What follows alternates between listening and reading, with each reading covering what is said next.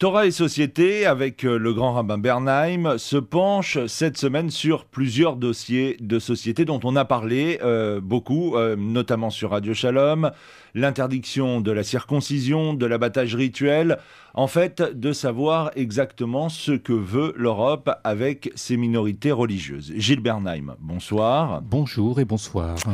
Le Conseil de l'Europe, et on va commencer par ce dossier, a adopté une résolution contre la circoncision. Cette campagne européenne contre la circoncision a donc gagné du terrain, comme l'a montré le 2 octobre dernier l'adoption, je le disais, par le Conseil de l'Europe d'une résolution anti-circoncision. Cette résolution définit la circoncision rituelle, donc juive et musulmane, de violation de l'intégrité physique des enfants. Le Conseil, il faut le préciser, est une organisation intergouvernementale pan-européenne dont les résolutions ne sont pas contraignantes, mais dont l'influence est loin d'être négligeable. D'ailleurs, la résolution a été adoptée par 78 voix pour, 13 voix contre et 15 abstentions. Cette résolution appelle les gouvernements à lancer un débat public, y compris le dialogue interculturel et interreligieux, pour parvenir à un large consensus sur les droits des enfants à la protection contre les atteintes à leur intégrité physique selon les normes des droits de l'homme et à adopter des dispositions juridiques spécifiques pour veiller à ce que certaines opérations et les pratiques ne soient pas effectuées avant que l'enfant ne soit assez vieux pour être consulté. Oui, écoutez, comme nombre d'entre nous, j'ai suivi la chose. J'ai lu le texte, c'est-à-dire les motifs du rapporteur, qui est cette députée allemande du groupe socialiste. Et c'est un fait qu'il est une fois encore question d'atteinte à l'intégrité, ou pour le dire autrement, de violation des droits de l'enfant. L'enfant étant un sujet de droit dans la société moderne, il n'est pas question de lui imposer quelque chose, il n'est pas question de le contraindre, même ne serait-ce que de manière symbolique, à entrer dans une histoire qu'il n'a pas choisie. Il y a une image qui me vient immédiatement à l'esprit. Et j'entends cet argument comme j'entends l'argument de couple dont chacun des membres appartient à une philosophie ou à une confession religieuse différente. Et ces couples disent parfois, on ne va rien imposer à l'enfant, on ne va rien faire avec lui, autrement dit, on ne va rien lui transmettre. Lorsqu'il sera en âge de choisir, on lui fera des propositions, il choisira. Sauf que nous savons qu'un enfant, lorsqu'il grandit dans l'absence de toute culture, de toute philosophie ou de toute sensibilité religieuse transmise, adopte les us et coutumes de la société, c'est-à-dire qu'il s'adosse à la société sans même s'en rendre compte. Il devient comme tout le monde, parce qu'un enfant n'a pas envie d'être seul. Il a envie de ressembler aux autres, ce qui est le lot du commun des mortels d'ailleurs. Et lorsqu'il s'agit de choisir, il n'a aucun désir de faire un choix qui tout à coup l'isolerait de la collectivité ou de l'ensemble de la société. Alors lorsqu'il est question de permettre à un enfant de faire son choix d'appartenir, ne serait-ce que de manière symbolique, à un peuple, je dirais qu'on comprendrait très mal les raisons pour lesquelles, sauf exception, pour lesquelles tout à coup, à l'âge de l'adolescence ou à l'âge adulte, l'enfant, l'adolescent, l'adulte déciderait de se séparer de la masse informe de la société pour s'inscrire dans un particularisme dont il devrait porter à la fois les signes distinctifs, les différences, les critiques, bref, faire de lui un individu particulier. J'ajouterais encore une chose concernant les motifs du rapporteur, cette députée socialiste, Marlène Ruprecht, au Conseil du Parlement européen, c'est que, de fait, on parle des violations des droits de l'homme. Ça me fait penser à cette philosophie très en mode, très en vogue aujourd'hui, à savoir les droits de l'hommisme. Il ne faut rien imposer au nom du passé. Chacun est libre de choisir. Autrement dit, nous avons vu ce que le passé nous a réservé, notamment au XXe siècle, avec les idéologies collectives. Il ne faut rien imposer. L'histoire commence à partir de moi et moi. Il y a une sorte de tyrannie de l'ego, comme si chacun débutait sa propre histoire sans être débiteur, sans avoir de reconnaissance à l'égard de qui que ce soit, autrement dit, comme si le passé ne comptait pas pour construire un avenir. Alors, la résolution va un peu plus loin, puisqu'elle traite aussi des mutilations génitales féminines, autrement dit l'excision, et le procédé peut être, on peut s'interroger à savoir comment mettre sur un plan d'égalité deux actes sans rapport. Parce que tant on peut voir nombre de femmes à travers le monde protester contre l'excision, et on comprend pourquoi, tant on n'a pas vu des cortèges de juifs ou de musulmans manifester contre la circoncision qu'on a pratiquée sur eux. Oui, d'abord, je suis extrêmement troublé par le fait que ce soit des non-juifs qui demandent aux juifs de se déterminer autrement qu'ils ne l'ont toujours été, comme si l'on avait besoin d'autre que soi pour dire qui on est. Il y a une sorte, je ne dirais pas de théologie de la substitution, mais une sorte de philosophie de l'identité de substitution. Vous l'avez dit très justement, ce ne sont pas les juifs, à de très rares exceptions près, parce qu'on trouve toujours, vous savez, c'est comme quelqu'un qui est antisémite et qui dit « et pourtant, mon voisin il est juif » ou « mon coiffeur il est juif ». On trouve toujours des juifs qui adoptent une position extrême ou caricaturale ou hors norme, et alors on s'appuie sur eux pour dire « vous voyez bien, tous les juifs ne sont pas d'accord ». Ceci étant, ce qui me trouble ici, ce n'est pas seulement l'association avec l'excision qui n'a évidemment strictement rien à voir, il est inutile de l'expliquer ou de le démontrer à l'antenne.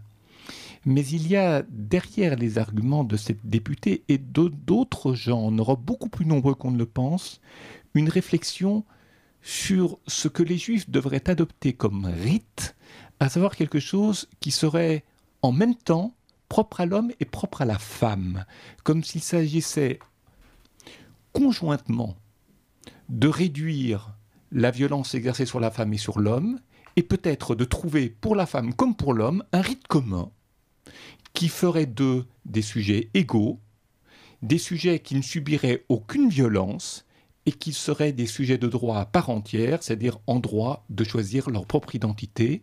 Et cela se ferait évidemment en toute douceur, sans violence, dans une forme d'autonomie dont je ne comprends pas nécessairement le contenu, ou dont je ne connais pas le contenu. Mais ça, ce n'est pas sans lien avec ce que nous avons vécu si intensément tout au long de l'hiver dernier, de l'automne dernier, de l'été dernier, lorsqu'il a été question du mariage pour tous, c'est-à-dire les rites égalitaires, c'est-à-dire choisir son genre. Autrement dit, ce n'est pas à la nature de dire si je suis un homme ou si je suis une femme. Si j'ai envie de me sentir femme, il n'y a pas de raison que je ne puisse pas, au nom de la théorie du genre, mettre en valeur et en même temps avoir des droits dans le même sens, la part féminine de mon identité.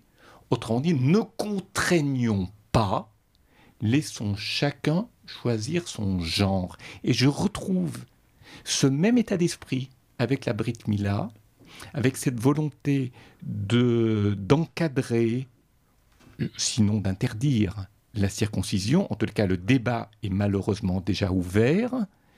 Encadrer la circoncision, trouver quelque chose qui soit propre à l'homme et à la femme et qui permette à chacun de dire l'identité sexuelle sans être contraint par une tradition religieuse archaïque, entre guillemets, bien évidemment, disent ces mêmes personnes. Je rappelle, et pardon d'avoir à le redire, que la shrita a été traitée d'archaïque par un homme politique. Autrement dit, autrefois, d'accord, c'était bon dans les sociétés anciennes, mais aujourd'hui, avec la modernité, il n'est pas question de réitérer ces mêmes obligations, ces mêmes rites, cette même tradition religieuse. On retrouve, je dirais, ce mépris du passé de la mémoire et de l'histoire au nom d'une création ex nihilo où chacun se définit tel qu'il a envie d'être, quitte à chaque génération à tout recommencer. Et cela me donne à penser qu'il est extrêmement difficile d'envisager une histoire forte, une histoire d'identité solide, lorsque l'on remet tant en question les acquis du passé. Alors, vous parliez de la Shrita, on va en dire un mot. Le vote de la Diète polonaise, c'est le Parlement polonais, le 12 juillet dernier, interdisant l'abattage rituel en Pologne, a provoqué une onde de choc au sein des communautés juives d'Europe, ainsi qu'en Israël, où on l'a qualifié de décevant et d'inacceptable. Les réactions ont été tellement fermes que le Premier ministre polonais, qui d'abord a qualifié cette loi d'irréversible, a brusquement nuancé ses propos, décidant de former une commission spéciale dont un membre sera rabbin et qui déterminera s'il est possible de continuer à pratiquer l'abattage rituel en Pologne et sous quelles conditions. Mais malgré cette annonce, le président de la Convention des rabbins européens, Pinchas Goldschmidt, a eu des mots très durs le jour même de la décision du Parlement polonais. C'est très bien d'ériger des musées relatant l'histoire des Juifs de Pologne et des festivals sur la culture juive polonaise, mais pourquoi alors rendre plus difficile encore la vie des quelques derniers Juifs qui vivent encore dans ce qui est le plus grand cimetière juif d'Europe, avait lancé le grand rabbin Goldschmidt à Bruxelles. Et ce faisant, il s'est fait l'écho de la double colère des communautés juives européennes. D'abord parce que la Pologne, qui a vu sa communauté juive de plus de 3 millions d'âmes avant la Shoah disparaître à 90% dans les crématoires durant l'Holocauste, n'aurait jamais dû s'en prendre ainsi aux quelques 10 000 juifs descendants des rescapés qui y vivent encore. Et pour certains dirigeants juifs, cela tient du blasphème et selon d'autres, c'est là l'expression d'un antisémitisme resté toujours vivace dans ce pays devenu presque Judenrein, c'est-à-dire purifié des juifs. Écoutez, le grand rabbin de Moscou, Pinchas Goldschmidt, qui est président de cette conférence européenne des rabbins européens, a parfaitement raison. J'ajouterais pour ma part que même si ça ne s'était pas passé en Pologne, il a raison de dire que la Pologne est particulièrement mal placée pour aujourd'hui demander aux Juifs de ne plus abattre rituellement leurs animaux. C'est particulièrement déplacé. Mais sur le fond, ce que la Pologne cherche à interdire, d'autres pays qui n'ont pas joué le même rôle ou sur les terres desquelles les Juifs n'ont pas subi ce qu'ils ont subi, peuvent être enclins à agir de la même façon, à légiférer de la même façon. Autrement dit, ce problème ne touche pas que la Pologne, il s'inscrit à l'échelle européenne. Et là, je pense, et c'est vrai que l'image de la Pologne nous le fait penser, nous le rappelle. Et qu'est-ce qui se joue dans cette affaire de la Shrita, comme d'ailleurs dans l'affaire de la Brit Mila? D'abord, il y a ce besoin aujourd'hui, nous l'avons dit, mais je le réexprime autrement, le droit à disposer de son corps, de son identité, de son histoire. Autrement dit, il ne doit pas y avoir de limite à ce droit, à cette liberté. Les droits sont mis en exergue, les devoirs rarement. Alors c'est vrai que l'identité européenne s'est construite, la civilisation européenne s'est construite sur l'idée de la liberté, c'est-à-dire se libérer de la tutelle de la tyrannie devenir autonome jusqu'au droit universel, à la Déclaration universelle des droits de l'homme. Mais on ne va que dans le sens du droit et de la liberté, et jamais aussi peu dans le sens des devoirs, des limites, des contraintes, qui fait qu'en étant libre, je favorise aussi la liberté de l'autre. Et l'autre, en étant libre, préserve ma liberté. Et entre les deux, il y a des règles qui obligent chacun à rester sur son territoire, à ne pas abuser de ses droits, de sa liberté. Sinon, c'est une civilisation violente, sans frein, où la tyrannie du désir l'emporte sur tout respect d'autrui. Maintenant, il y a une deuxième chose qui me trouble plus encore peut-être. C'est que dans l'histoire des animaux pour la Shrita, comme des bébés pour la Brit Mila, Et pardon de faire cette association curieuse, surprenante, des Juifs en général et des Israéliens, de l'État d'Israël aujourd'hui, il y a une considération qui est, disons-le simplement, démesurée à l'égard du concept de victime, comme si l'on aimait les gens dès lors qu'ils étaient victimes. Pourquoi ? Les Juifs, tant qu'ils étaient victimes de la Shoah, tant qu'Israël était faible, on les aimait. Israël, entre guillemets, est perçu aujourd'hui comme arrogant, à tort, donc Israël a trahi notre confiance, pensent nombre d'Européens. D'ailleurs, les victimes d'aujourd'hui, ce sont les Palestiniens. Alain Finkielkraut, dans un livre plus ancien et très bref et percutant chez Gallimard, l'a parfaitement démontré, l'antisémitisme de l'autre. J'ajouterai une deuxième chose, c'est concernant les animaux. Les animaux, ce sont les victimes aujourd'hui de la cruauté, de la violence des hommes. Les bébés sont victimes de la violence de la religion, de la violence d'une communauté religieuse ou d'une confession religieuse. Alors il faut préserver les victimes. Préserver les victimes, préserver le faible, ce n'est pas pour autant définir où se situe le droit, le bien, le juste. C'est tout à fait autre chose. Je ne dis pas qu'il ne faut pas préserver les victimes, qu'il ne faut pas prêter attention aux victimes.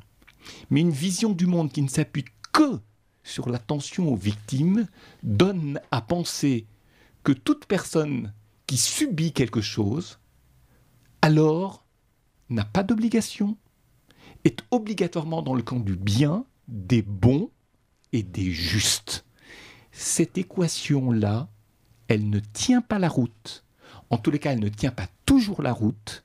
Et l'on est en train aujourd'hui de renverser les rôles, c'est-à-dire de faire des Juifs des êtres qui violentent les animaux, les bébés, les Palestiniens, et qui de ce fait s'inscrivent beaucoup plus du côté des bourreaux que du côté des victimes.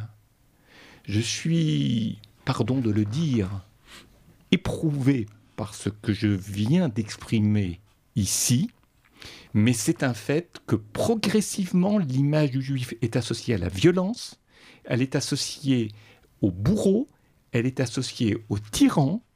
On parle d'eux comme des êtres qui ne sont parfois xénophobes ou qui sont anti-quelque chose, etc. Demain, on dira qu'ils sont antisémites. Et là, je crois qu'il y a une prise de conscience de l'Europe qui est essentielle, parce que pour ce qui nous concerne, nous juifs, ce dont nous nous rendons compte, c'est que c'est l'identité de l'Europe qui est en jeu ici, des errances ou des dysfonctionnements dans son mode de pensée, et croire que cela va s'arrêter à la circoncision est un leurre. Il ne faut jamais imaginer que ce qui s'est passé il y a plusieurs décennies va se répéter tel quel. L'anti-judaïsme, l'antisémitisme peuvent prendre d'autres visages, et des visages parfois très généreux, très rayonnants, très souriants. Je suis désolé de le dire, mais j'ai lu dans un quotidien du soir, daté vendredi dernier, un texte signé par un certain nombre d'intellectuels. On va y revenir. On va y revenir. Ce texte-là m'a bouleversé, mais pour de mauvaises raisons. On va continuer sur la Shrita, et au cours des dernières années, des dirigeants juifs européens ont vu des brèches se former dans différents pays autour de l'abattage rituel. À l'initiative d'élus, plusieurs projets de loi visant à interdire la Shrita ont été déposés, comme par exemple en Hollande. Et il y a quelque temps de cela, une commission du Sénat français, présidée par la sénatrice UDI Sylvie Goy-Chavent, ce nom ne s'invente pas, a débattu du dossier de l'abattage rituel sans étourdissement préalable, obligeant le président des consistoires Joël Mergui et le grand rabbin et vétérinaire Bruno Fison à venir plaider en faveur de la Shrita sans obtenir gain de cause. Or, ces dirigeants communautaires craignent que ce genre d'initiative fasse boule de neige et parviennent à mobiliser une coalition d'élus contre l'abattage rituel. Est-ce que, selon vous, qui avez été également grand rabbin de France, cet abattage rituel en France peut être remis en question? Oui.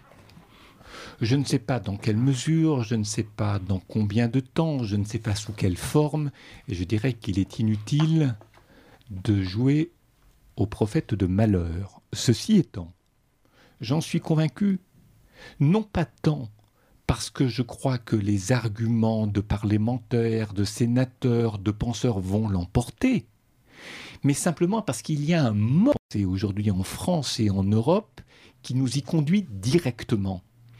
Je reviens encore une fois sur des faits ou des événements qui semblent ne pas s'inscrire dans un même espace ou dans un même domaine. Lorsqu'il a été question du mariage pour tous et lorsqu'il est question de la Brit Mila ou lorsqu'il est question de la Shrita, il faut comprendre une chose, c'est qu'il y a un mode de pensée identique. Regardez ce qui s'est passé dans le mariage pour tous. Absence de hiérarchisation des valeurs. Tout se vaut. Légitimation de ce qui relevait du respect, mais qui doit être légitimé. Que les homosexuels désirent quelque chose, je peux le comprendre, mais que cela devienne une valeur collective imprimée par une loi qui le légitime, c'est signifier que tout se vaut et qu'il n'y a plus de hiérarchie des valeurs. Cela me gêne profondément, beaucoup plus que les désirs des homosexuels. Ce qui me gêne, c'est l'égalisation, le nivellement des valeurs, l'absence de hiérarchisation des valeurs. Autrement dit, il ne doit pas y avoir de définition collective du bien et du mal. À partir de là, il n'est plus possible de raisonner. C'est-à-dire que la question n'est pas de savoir si l'on va pouvoir prouver que les animaux souffrent plus ou souffrent moins, ou ne souffrent pas avec la shrita. Je ne dis pas que c'est sans importance, mais ce ne sera pas déterminant. Dès lors qu'il n'y a une sorte de nivellement des valeurs, que l'on ne doit plus juger d'une chose. Et puis, j'ajoute aussi que, vous savez, il y a dans le subconscient de nombre de gens en Europe l'idée que si au XXe siècle, il y a eu le nazisme, il y a eu le bolchevisme, c'est-à-dire des identités, des idéologies collectives meurtrières qui n'ont pas préservé les libertés individuelles, c'est bien que lorsqu'un groupe pense ensemble, c'est une atteinte ou cela conduit à une atteinte aux libertés individuelles.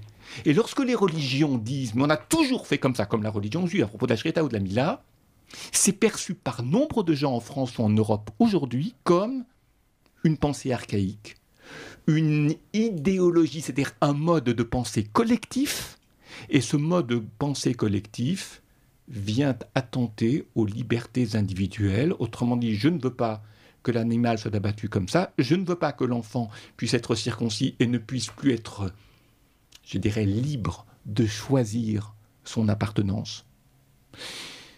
Là, nous sommes au nom de la récusation des identités collectives et des modes de pensée collective, une volonté de privilégier toujours le choix individuel, les libertés individuelles, comme si le danger résidait dans le fait qu'il puisse y avoir une définition collective du bien et du mal. En tant que juif, si l'on m'interdit collectivement de définir ce qui est le bien et ce qui est le mal, alors je me dis, en tant qu'homme, en tant que Français, et accessoirement en tant que juif et grand rabbin, je suis profondément inquiet.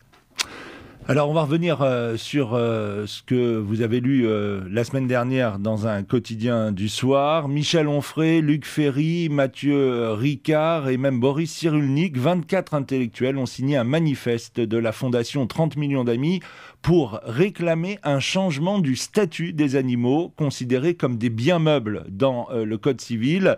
Ces 20 intellectuels, philosophes, écrivains, historiens et scientifiques réclament donc un changement du statut des animaux. Le Code civil, dans son article 528, considère, je le disais, les animaux comme des biens meubles. Le texte du manifeste revendique une évolution du régime juridique de l'animal dans le Code civil, reconnaissant sa nature d'être sensible. D'être sensible, donc qui subit et qui est victime de la violence, nous sommes très exactement dans la ligne de pensée que je dénonçais tout à l'heure. Autrement dit, un être sensible peut être identifié à une victime, donc il n'est pas question de lui imposer des choses au nom d'une idéologie ou d'une pensée collective. Je me permettrai d'ajouter, j'ai lu ce texte, j'ai dit tout à l'heure qu'il m'a bouleversé. Parmi les signataires, et il y en a plus encore que ceux que vous avez mentionnés, Élisabeth de Fontenay, vous avez cité Luc Ferry, André Comte-Sponville, le philosophe, Hubert Reeves, et bien d'autres, et Alain Finkielkraut a signé ce texte. Je suis troublé. Je suis troublé parce que ce n'est pas que philosophiquement, je ne comprenne pas les mobiles des signataires qui ont parfaitement le droit de le penser ainsi. Mais dans les temps que nous vivons, avec les problèmes que nous rencontrons, nous, juifs, je crois que ce texte est très malvenu. Parce qu'il y a des gens qui sont parmi les signataires, et nombre d'entre eux des gens extrêmement estimables, vis-à-vis desquels nous avons beaucoup de reconnaissance pour des combats qu'ils ont menés, et de fait, il sera aisé de dire « mais vous voyez bien, vous ne pouvez pas taxer d'antisémitisme ou d'anti-judaïsme ou d'anti-quelque chose telle et telle personne, mais néanmoins, eux pensent que ». Autrement dit, que les libertés individuelles doivent primer sur les définitions collectives du bien et du mal. Autrement, chacun a le droit de dire ce qui est le bien et ce qui est le mal. Et là, je suis troublé. Non pas que ce texte le suggère, mais il s'inscrit en un temps donné et par rapport à des problématiques qui sont en vogue comme une forme de caution possible à de tels arguments. Cela me gêne en tant que juif et en tant que rabbin. Encore un mot avec vous, Gilles Bernheim. Quelles doivent être les réponses, alors, des communautés juives européennes, d'une part, sur la Brit Mila et sur la Shrita, mais de façon plus large, sur ce que veut l'Europe de ces minorités religieuses, et quelles doivent être les réponses du judaïsme français qu'on n'entend pas sur ces questions-là? Écoutez, il appartient à Parce que dénoncer, c'est une chose, mais il faudrait aussi peut-être proposer, susciter un débat d'idées, d'une confrontation. On n'est que dans la réprobation de ce qui se dit, de ce qui se fait, mais on ne va pas plus loin. Vous avez raison qu'il ne suffit pas de déplorer. Déplorer, c'est je dirais, se mettre en position de victime. On ne nous aime pas. D'ailleurs, on ne nous a jamais aimés. Ou bien on croyait pouvoir vivre en confiance. Ce n'est pas le cas. Cela génère un sentiment de solitude chez celui qui se vit comme une victime. Et puis, qui dit solitude, dit aussi solitude du juif, solitude d'Israël, avec une forme de pensée ou de philosophie un peu messianique, c'est-à-dire, de toute façon, les nations n'ont jamais aimé Israël, ce qui est une façon de faire corps, de se redonner confiance, mais ça ne règle pas les problèmes. On se redonne confiance en étant lié contre quelque chose. Mais comme vous le dites, sans justifier, sans expliquer, sans démontrer pour autant pourquoi les autres ont tort et qu'est-ce qu'on peut leur proposer. Pour ma part, je n'ai rien à demander. Il y a des gens qui remplissent parfaitement leur rôle. Je lisais pas plus tard que dans un hebdomadaire juif de la semaine dernière un excellent article de Shmuel Trigano sur la question de la circoncision, dans l'esprit que vous avez tout à l'heure évoqué de cette députée allemande, pour contredire cette députée allemande. Nous avons des penseurs juifs, je ne vais pas maintenant les recenser. Il appartient aussi au rabbinat d'exprimer la position religieuse, philosophique confessionnel. Autrement dit, comment est-ce qu'on est juif dans la cité? Pas simplement en disant c'est comme ça et pas autrement, mais en expliquant, en proposant et en démontrant. Et je suis sûr, en tous les cas je l'espère de tout mon cœur, qu'au sein du rabbinat français, des voix éclairées, des voix rigoureuses, des voix respectueuses des autres, mais fermes, sauront s'élever pour dire voilà ce que nous, Français, Juifs et rabbins, nous pensons, nous demandons, et le débat auquel nous désirons être associés. Non pas déplorer, mais débattre, ne pas avoir peur du débat, et à ce titre, ne pas avoir peur du débat, c'est aussi se donner les moyens intellectuels de participer du débat public. Ce n'est pas donné, ce n'est pas offert à chacun, mais il